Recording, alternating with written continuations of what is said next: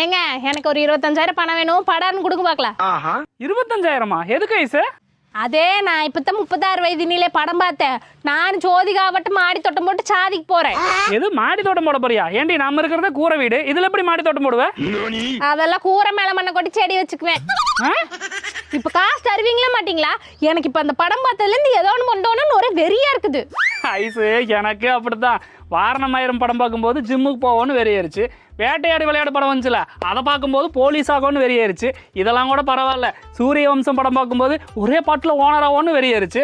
ஆனால் இதெல்லாம் எது வரைக்கும் நினைக்கிறேன்? அந்த படத்தோட இன்டர்வல்ல 2 பப்ஸ் வாங்கி அமுத்துவோமே, அப்பவே அந்த வெறியெல்லாம் அடங்கிரு. ஆமா, உங்களுக்கு தான் சோறு கண்ட இடம் சொர்க்கமாச்சு. ஆனா எனக்கு அப்படி கிடையாது. என்னோட கை காலு ரத்தம் சதை நாடி நரம்புன்னு எல்லாத்துலயும் ஏதோ ஒன்று சாதிக்கணும்னு வெறியேறி இருக்கேன். என்னையெல்லாம் எதாலையும் தடுக்க முடியாது. ஓ அப்படியா?